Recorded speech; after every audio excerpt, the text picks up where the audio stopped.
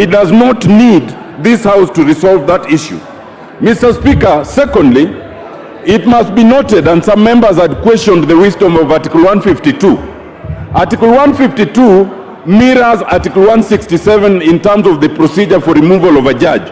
Only that in that article, the Judicial Service Commission plays the role we played, and the tribunal plays the role that the committee did. It is expected under the Constitution that the committee would be a quasi-judicial committee that will look into the merit of the issue. Unfortunately, Mr. Speaker, the committee, most of its members went with a preconception because they'd already spoken here against that motion.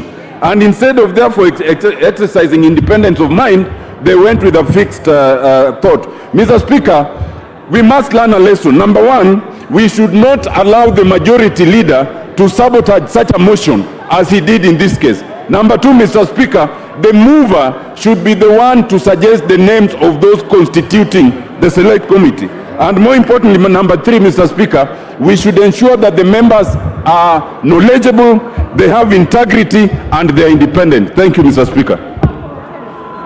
Thank you, Honorable Atiende Amollo. Linturi.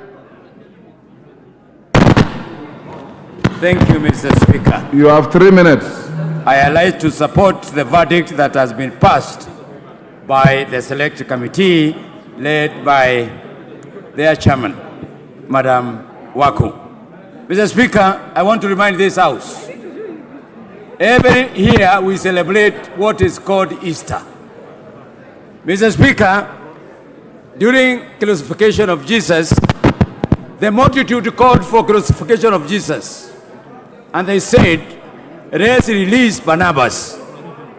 Mr. Speaker, what we are hearing now is people calling for crucifixion of Jesus and saying release Barnabas. Mr. Speaker, we cannot pretend as a House.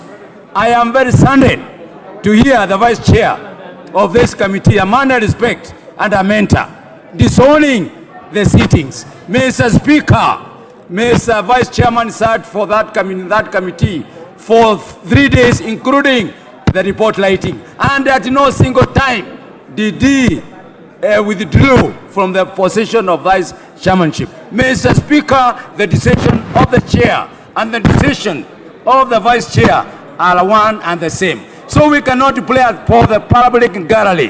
Mr. Speaker, we cannot dictate terms as what the President of this Republic should do.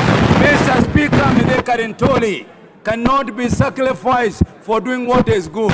Mr. Speaker, Mr. Karintoli did not say these 3 charges be brought against him. Mr. Speaker, the mover, first of all, he totally failed to prove the case himself. The failure of this, the failure of the mover of the motion, he brought matters that he could not even himself substantiate. He went ahead to call for evidence support, calling the PS, calling the MD of Care Chemicals. Mr. Speaker, he was looking for evidence. He should have sought for good evidence before proceeding to bring the motion in Parliament. So, Mr. Speaker, let's abide by the rules of Parliament. Let's abide by the rules that we have set ourselves. Mr. Speaker, it is a shame to play for the public gallery, to sacrifice one person who has a track record of good performance in this country. And Mr. Speaker, we shall not listen to the public. We shall listen to the rules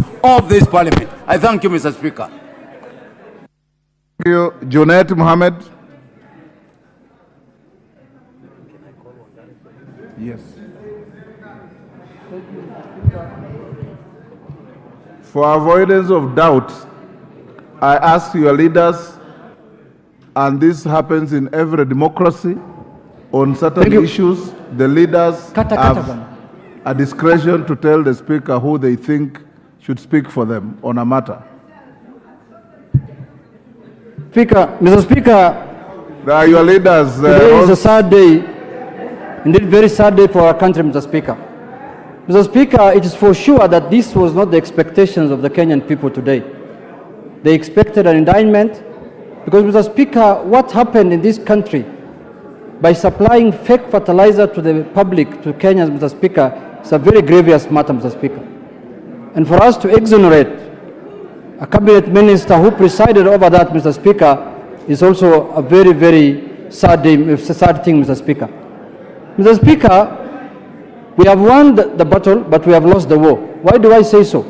Since the inception, Mr. Speaker, of the new constitution, this is the first time an impeachment of a cabinet minister went through the second stage.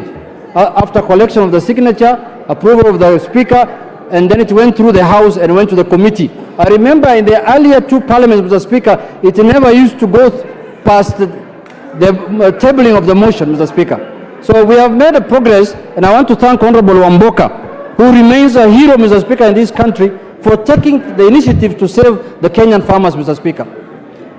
If you watched, because the proceedings were live on TV, Mr. Speaker,